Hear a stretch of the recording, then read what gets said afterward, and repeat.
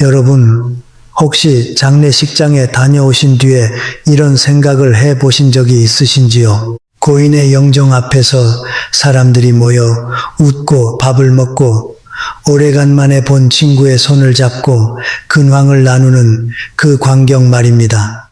누군가는 화투를 치고 누군가는 술잔을 기울이며 옛날 이야기를 꺼냅니다. 그 모습을 조용히 바라보던 저는 문득 이런 생각이 들었습니다. 사람이 한평생을 살다가 마지막으로 놓이는 자리인데 어째서 이곳이 이토록 평범한 모임처럼 느껴질까? 여러분, 오늘은 조금 냉정한 이야기로 문을 열어야 할 것 같습니다. 그러나 섭섭해하지는 말아 주십시오. 이 말씀을 드리는 까닭이 분명히 있기 때문입니다. 여러분이 이 세상을 떠나시는 날, 여러분의 죽음을 진심으로 애통해야 할 사람은 생각보다 많지 않습니다. 부모님이 계신다면 부모님, 곁을 지켜주신 배우자, 그리고 여러분이 길러내신 자식 몇 사람, 그 가까운 몇 분을 빼고 나면 대부분의 사람들에게 여러분의 장례식은 오랜만에 얼굴을 보는 자리, 잠시 들렀다 가는 걸음에 지나지 않습니다. 이 말이 마음을 저미게 들리실지도 모르겠습니다. 저도 처음 이 사실을 마주했을 때 한동안 가슴이 먹먹했습니다. 그러나 여러분, 제가 오늘 이 이야기를 꺼내든 까닭은 여러분의 마음을 아프게 하기 위함이 결코 아닙니다. 오히려 그 반대입니다. 이 단순한 진실을 받아들이시는 순간 여러분의 남은 인생이 완전히 달라지기 때문입니다. 저 자신이 그러했고 제가 살면서 만나온 수많은 어르신들이 또한 그러했습니다. 오늘 저는 여러분께 세 가지 이야기를 꼭 나누고 싶습니다. 한 편의 짧은 영화 이야기, 한 학생의 0점짜리 숙제 이야기, 그리고 부처님께서 들고 오셨다는 작은 상자 이야기입니다. 끝까지 들어주시면 여러분께서 지금까지 짊어지고 오신 그 무거운 짐 하나가 반드시 가벼워지실 겁니다. 제가 약속드리겠습니다. 천천히 차 한 잔 곁에 두시고 편한 마음으로 들어주시길 바랍니다. 몇 해 전 저는 참 묘한 단편 영화 한 편을 보게 되었습니다. 세계적인 영화상을 받은 작품이었는데 주인공이 어떤 분인지 아십니까? 사람이 아닙니다. 작은 파리 한 마리가 주인공이었습니다. 이 파리는 세상에 태어나자마자 이마에 시계가 하나 붙어 있었습니다. 1분짜리 시계입니다. 이 작은 생명의 수명이 오직 1분뿐이라는 뜻이었습니다. 그런데 파리의 손에는 긴 목록이 하나 쥐어져 있었습니다. 파리로 살면서 반드시 해내야 할 일들이 빼곡히 적혀 있었다고 합니다. 누군가를 놀려보기, 잔칫집에 들르기, 짝을 만나 혼이 나기, 아이 낳기, 이름을 떨치기, 별을 올려다보기, 목록은 끝도 없이 이어졌습니다. 시계는 째깍째깍 흘러갔습니다. 파리는 숨 돌릴 틈도 없이 허둥지둥 목록을 지워나갑니다. 놀리고 먹고 짝짓고 아이를 낳고 달려나가고 그러다가 마지막 순간 하늘에서 떨어진 기름 한 방울이 그를 덮쳐버립니다. 파리는 그 안에 갇힌 채 굳어버리고 맙니다. 훗날 그 기름 덩어리가 호박 화석이 되어 세상의 이름을 떨치게 됩니다. 파리가 죽고 나서야 목록의 마지막 항목 유명해지기가 지워지는 것이지요. 여러분, 이 이야기를 들으시고 슬며시 웃음만 흘리시겠습니까? 저는 그러지 못했습니다. 이야기를 다 보고 난 뒤 한참을 가만히 앉아 있었습니다. 가슴이 쿵 내려앉는 기분이었습니다. 왜냐하면 저 파리가 바로 저희 인생의 모습과 너무도 닮아 있었기 때문입니다. 여러분, 저희가 걸어온 길을 조용히 한번 되짚어 보시지 않겠습니까? 좋은 학교에 들어가야 했고 그 다음엔 좋은 직장이어야 했습니다. 직장을 잡고 나니 혼처를 봐야 했고 혼례를 치르고 나니 아이를 낳아야 했습니다. 아이가 태어나니 내 집을 장만해야 했고 집을 장만하니 자식 대학 보내야 했고, 대학을 보내니 자식 결혼을 시켜야 했고, 그 다음에는 손주를 봐주어야 했고, 그리고 노후를 걱정해야 했습니다. 평생 목록을 하나씩 지워내며 여기까지 달려오신 것입니다. 그런데 여러분, 오늘 저와 함께 조용히 한번 여쭤봐 주시겠습니까? 그 목록, 도대체 누가 적어 놓은 것이었습니까? 부모님께서 적어 주신 것일 수 있습니다. 이웃이 적어 주신 것일 수 있습니다. 사회가, 시대가, 또래의 눈빛이 적어 준 것일 수도 있습니다. 그런데 참 이상합니다. 그 어디를 아무리 들여다보아도 여러분 자신의 손글씨는 쉽게 찾아지지 않습니다. 이것이 저희 세대가 지금 와서야 마주하게 되는 가장 쓰라리고도 가장 중요한 진실입니다. 저 자신을 포함해서 말씀드리는 것입니다. 저도 오랫동안 다른 이가 적어준 목록을 지우며 살아왔음을 뒤늦게야 알아차렸습니다. 부끄러운 고백이지만 그렇기 때문에 오늘 이 자리에서 더욱 용기 내어 말씀을 드리고 싶은 것입니다. 여러분, 세대가 자라오신 시절을 저도 함께 살아보았기 때문에 그 시절의 분위기를 잘 기억합니다. 참는 것이 이기는 것이다. 고생 끝에 낙이 온다. 돌다리도 두들겨 보고 건너라. 사람은 모질게 단련되어야 사람이 된다.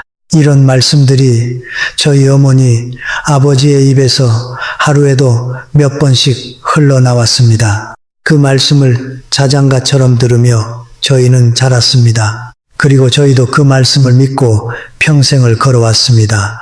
참고 견디고 묵묵히 제 몫을 해왔습니다. 가족을 위해서, 자식을 위해서, 내일을 위해서.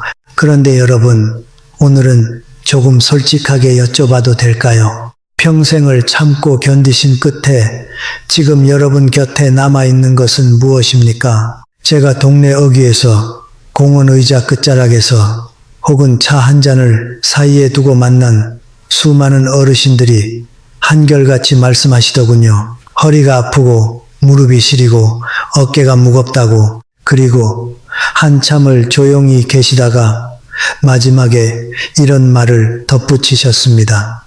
마음이 이상하게 허전하다고 말입니다. 평생 그토록 열심히 살아오셨는데도 말입니다. 저는 언젠가 이런 일화를 전해 들은 적이 있습니다.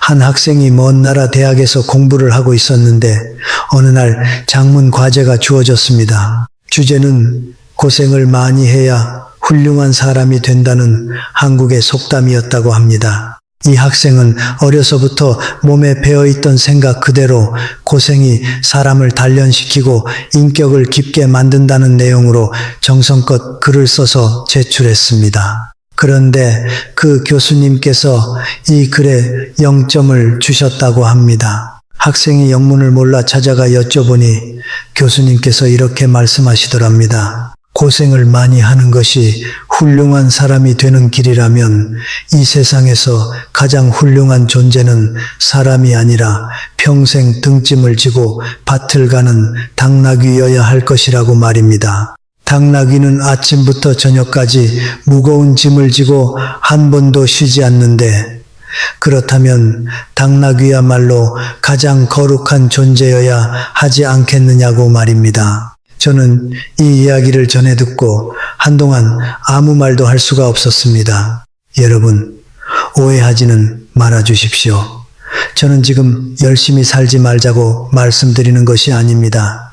성실함 그 자체를 부정하는 것은 더더욱 아닙니다. 저는 성실함이야말로 사람의 가장 귀한 품성 가운데 하나라고 여전히 믿고 있습니다. 자기 자신을 키우기 위해 흘리는 땀, 사랑하는 사람을 지키기 위해 기꺼이 감당하는 수고, 배움을 위해 밤을 밝히는 노력, 이런 것들은 사람을 깊게 만듭니다. 그 땀은 고귀합니다. 제가 내려놓으시라 말씀드리고 싶은 것은 다른 고생입니다.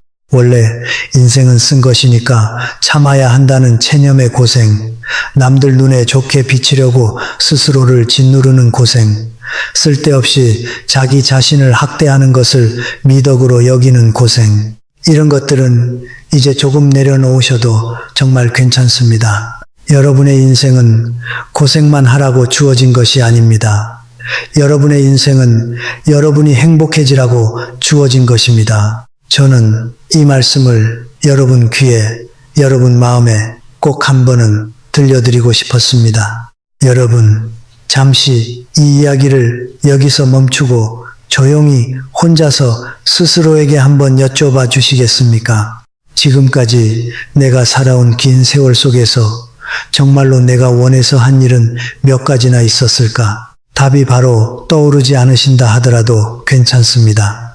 답이 떠오르지 않는 그 조용한 침묵 속에 오늘 제가 드리고 싶은 가장 중요한 이야기가 이미 담겨 있기 때문입니다. 천천히 급하지 않게 이어가 보겠습니다.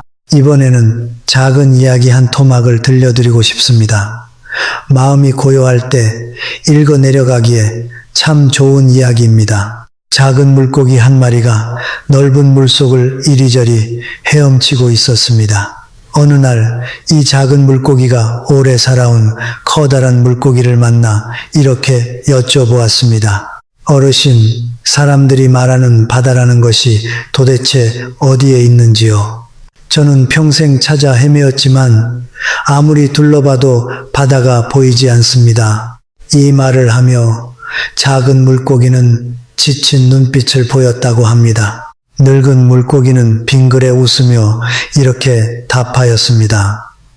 얘야, 네가 지금 있는 여기, 네가 지금 숨쉬고 있는 이 물이 바로 바다란다. 그러자 작은 물고기가 고개를 흔들며 말했습니다. 아닙니다. 여긴 그저 평범한 물일 뿐입니다. 저는 특별한 바다를 찾고 있는 것입니다. 여러분, 이 짧은 이야기가 남의 이야기 같이 들리시는지요? 저는 그렇지 않았습니다. 저희도 그랬습니다. 평생 의미 있는 삶을 찾아다녔습니다. 의미 있는 직업, 의미 있는 성취, 의미 있는 자식, 의미 있는 노후, 저 멀리 어딘가에 진짜 인생이 따로 있을 것처럼, 저 멀리 어딘가에 진짜 바다가 따로 있을 것처럼 고개를 쳐들고 먼 데만 바라보며 달려왔습니다. 법정 스님께서 생전에 이런 말씀을 남기셨습니다. 삶의 의미는 찾아내는 것이 아니라 살아내는 것이라고 말입니다. 저는 이 말씀이 참 오래도록 가슴에 남았습니다. 몇 번을 되뇌고 또 되뇌었는지 모릅니다. 여러분, 사실 자연은 저희에게 미리 써놓은 의미를 건네주지 않았습니다. 하늘에 구름이 떠간다고 하늘이 저희에게 이 구름은 너를 위한 의미다 하고 말을 걸어주지 않습니다. 의미라는 것은 저 밖에 놓여있는 보물이 아닙니다. 의미라는 것은 여러분이 매 순간을 살아가시는 바로 그 자리에서 여러분 스스로의 손으로 만들어내시는 것입니다. 아침상에 따뜻한 국 한 그릇이 올라와 김이 모락모락 피어오를 때 그 김을 한참 들여다보시는 그 순간, 손주가 달려와 할머니 할아버지하고 품에 안기는 그 순간, 오래된 친구에게서 갑자기 안부 전화가 걸려오는 그 짧은 순간, 창문 너머로 비가 내리는 소리를 홀로 듣고 계시는 그 고요한 순간, 여러분, 그 평범하고 사소한 순간들이 바로 여러분의 바다입니다. 여러분이 그토록 찾아 헤매시던 진짜 인생은 저 멀리가 아니라 바로 이 자리에, 오늘 아침상 위에, 손주의 웃음 속에, 창가의 빗소리 속에 이미 와 있었던 것입니다. 다만 저희가 바쁜 발걸음에 떠밀려서 그 바다를 지나치며 살아왔을 뿐입니다. 여기서 한 걸음 더 나아가 보고 싶습니다. 먼 나라에 한 간호사 분이 계셨습니다. 병원 중에서도 임종을 앞두신 분들을 모시는 특별한 병동에서 9해 동안 일을 하신 분이었습니다. 그분의 이름은 브로니웨어라고 합니다. 9해 동안 마지막 숨을 앞에 두신 분들의 머리맡에서 손을 잡아드리고 마지막 말씀들을 가만히 들어드리셨습니다. 1000명이 넘는 분들의 마지막 목소리였다고 합니다. 그렇게 오랜 시간 임종의 순간을 지켜보신 끝에 이분은 깨달으셨다고 합니다. 사람이 생의 끝자락에서 후회하는 것들이 놀랄 만큼 비슷하더라는 사실을 말입니다. 그분은 그 공통된 후회를 정리해 한 권의 책으로 묶으셨는데 가장 많이 반복된 후회가 딱 5가지였다고 합니다. 그 중에서도 가장 첫 번째 자리를 차지한 후회가 무엇이었는지 아십니까? 제가 처음 이 목록을 읽었을 때 숨이 한동안 밵는 듯 했던 그 말씀입니다. 다른 사람들이 원하는 삶이 아니라 내가 진짜로 원하는 삶을 살아볼 걸 그랬다는 후회였습니다. 여러분, 이 말씀이 가슴에 걸리지 않으십니까? 저는 걸렸습니다. 오래도록 걸렸습니다. 두 번째 후회도 저희 세대에게 너무도 가깝게 들려옵니다. 그렇게까지 일만 하지 말았어야 했다는 후회였습니다. 세 번째는 내 마음을 더 솔직하게 표현하며 살았어야 했다는 후회.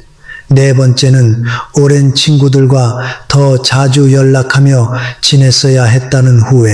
다섯 번째는 내가 나 자신에게 행복해져도 된다고 허락했어야 했다는 후회였습니다. 여러분, 여기서 한 가지 놀라운 사실이 더 있습니다. 바다 건너 이웃 나라 일본에서도 1000명이 넘는 임종 환자를 돌본 어느 간호사 한 분이 마찬가지로 공통된 후회를 정리하셨다고 합니다. 그런데 그 내용이 서양의 간호사께서 정리하신 5가지 후회와 거의 똑같았다고 합니다. 여러분, 이것이 무엇을 말해주는 것이겠습니까? 사람이 죽음 앞에서 후회하는 것은 동서양의 국경을 넘어 똑같다는 뜻입니다. 피부색이 다르고 언어가 달라도 마지막 순간에 사람이 놓고 가지 못해 아파하는 것은 놀랍도록 닮아 있다는 뜻입니다. 그 수많은 마지막 말씀들 가운데 돈을 조금 더 벌지 못해 아쉽다고 말한 분은 단 한 분도 없었습니다.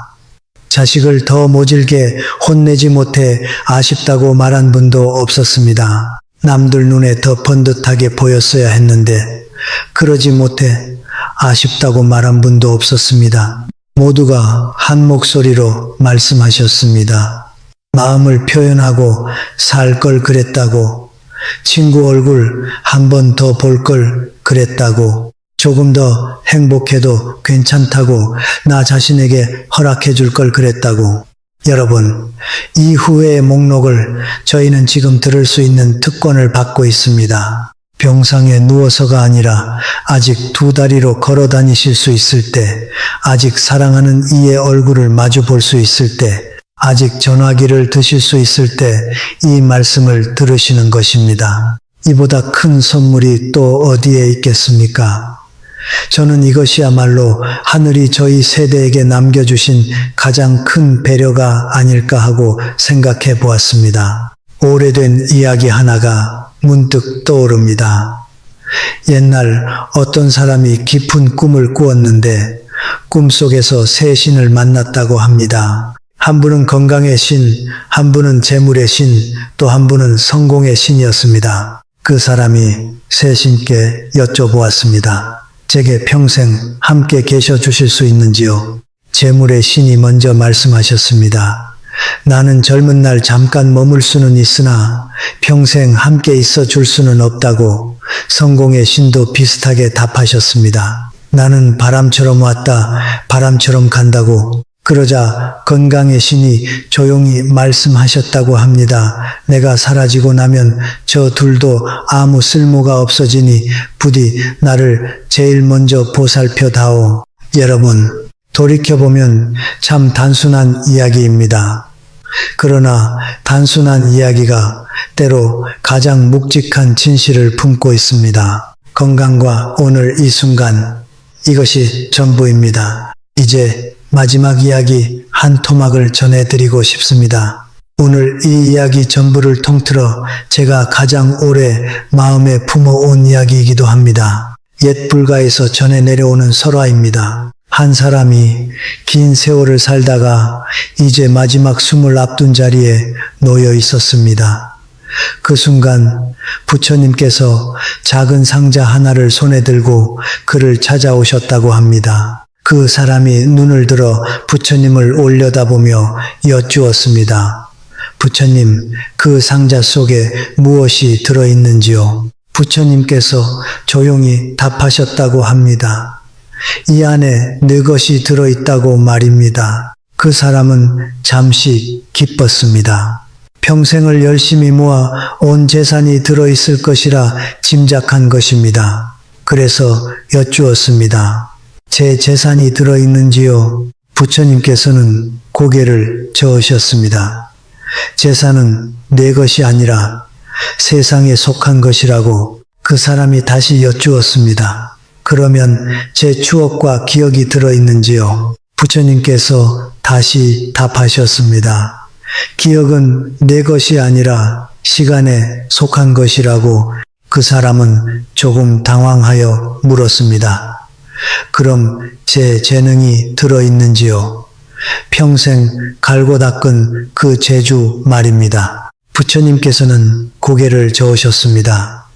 재능은 네가 놓인 상황과 만남에 속한 것이지 본래 네 것이 아니라고 그 사람의 목소리가 떨리기 시작했습니다. 부처님, 그러면 제 가족이 이 안에 들어있는지요? 저와 한평생을 함께 울고 웃어준 제 사람들 말입니다. 부처님께서 조용히 말씀하셨습니다. 그들은 네 인생이라는 긴 여정에 잠시 함께 걸어주신 분들이지 네가 소유하는 대상이 아니었다고 그 사람의 눈에 눈물이 맺히기 시작했습니다. 그러면 제 몸은요, 이 몸마저 제 것이 아닌지요? 부처님께서는 가만히 답하셨습니다. 몸은 때가 되면 흙으로 돌아간다고 그 사람이 마지막으로 떨리는 목소리로 여쭈었습니다. 그러면 제 영혼만은 제 것이겠지요. 부처님께서 고개를 저으며 말씀하셨습니다. 영혼은 나에게 속한 것이라고 그 사람의 떨리는 손이 상자를 천천히 열었습니다.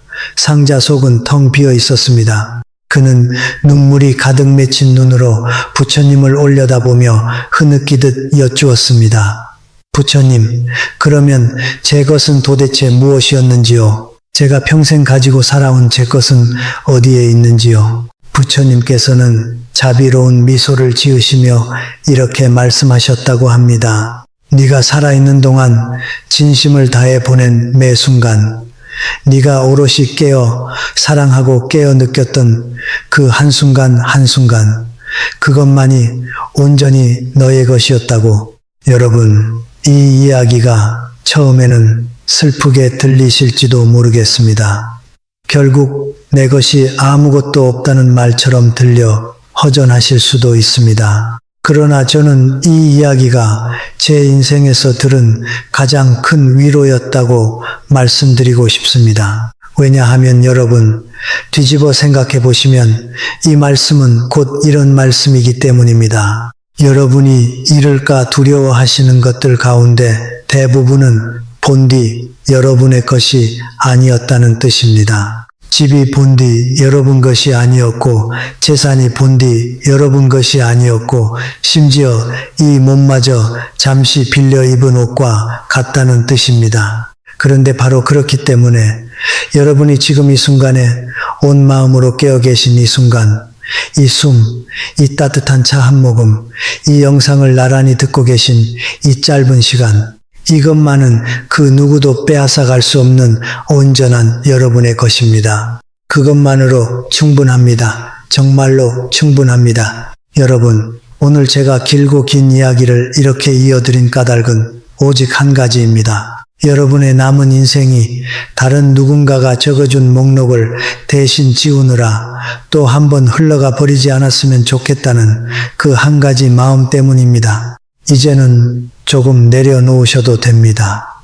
남의 눈치, 남의 기대, 남의 시선, 이런 것들을 하나씩 천천히 내려놓으셔도 됩니다. 여러분은 이미 충분히 애써 오셨습니다. 여러분은 이미 충분히 버텨오셨습니다.